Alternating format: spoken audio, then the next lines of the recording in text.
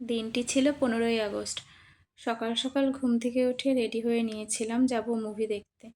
একটু বেশিই সকালে যাচ্ছিলাম, কারণ এখানে কোনো হল মানে টিকিট পাওয়াই যাচ্ছিল না, সব হল হাউসফুল হয়ে গেছিলো। তো সিনেমা হলটা অনেকটাই দূরে ছিল। আর দেখো, সকালবেলা যাওয়ার পথে দেখি সবাই কত সুন্দর বাড়ির কাছে আলপনা করছে। আর বেরিয়েছিলাম আমরা তখন প্রায় সকাল 7টা বাজে, কারণ সকাল 9টার শো ছিল আমাদের।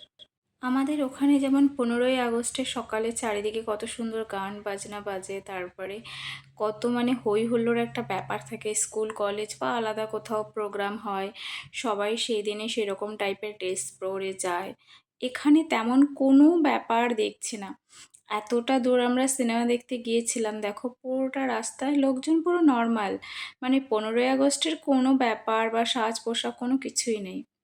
দেখো, তারপর আমরা চলে এসেছিলাম ফাইনালি। আর এত সকালবেলা হাওয়া দিচ্ছিল বলার মতো কথা নয়।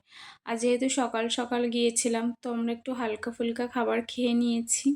কফি আর প্যাটিস খেয়ে তারপরে আমরা চলে গেছিলাম, ওখানে প্রচণ্ড লাইন ছিল। তো সেইখানে দাঁড়িয়ে তারপর ফাইনালি প্রবেশ করলাম ভেতরে।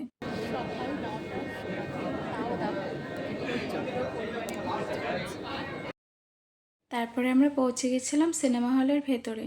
আর একটু পপকর্নও নিয়ে নিয়েছিলাম, আর আমরা বসে পড়েছি তিনজন মুভি দেখতে। মুভিটা মোটামুটি ছিল, খুব যে ভালো ছিল সেটা না।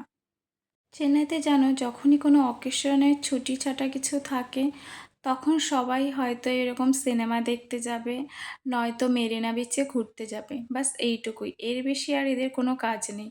আমাদের ওখানে যত সাংস্কৃতিক অনুষ্ঠান, কত সুন্দর সাজাগোছা, এখানে তেমন কোনো ব্যাপার নেই। তারপরে মুভি দেখে আমরা চলে এসেছিলাম বাড়িতে, আর যাওয়ার পথে একটু কিছু খেয়ে নিয়েছিলাম। আর যেহেতু আস্তে আস্তে আমাদের অনেকটাই লেট হয়ে গেছে, তাই দুপুরের খাবারটা বাইরে থেকে এনে সেরেছিলাম। তারপরে সন্ধ্যাবেলা যাচ্ছিলাম আমি আরও একটু বাজারে।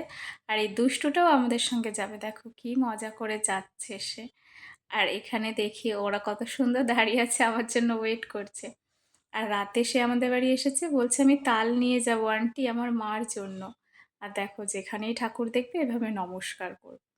রাতে ওর আঙ্কেলরা গিয়েছিল একটুখানি বাজারে, আর সেও যাবে আঙ্কেলদের সঙ্গে। দেখো, দৌড়ে দৌড়ে ওকে ধরে পারা যাচ্ছে না। ওর মা বলছে যে আঙ্কেল ওই দিকে গেছে, দেখো কি দৌড় দিয়েছে, আঙ্কেল আঙ্কেল করছে আর দৌড়চ্ছে। এত পাগল যে বলার মতো কথা নয়, সে আঙ্কেলদের ছাড়া কিচ্ছুই বোঝে না। তারপরে ওরা রাত্রেবেলা গেছিলো একটু দোকানে খাবার আনার জন্য। তারপরে খাবার এনে খাওয়া দাওয়া করে নিয়েছিলাম। দিনটি বেশ ভালোই কেটেছে আমাদের।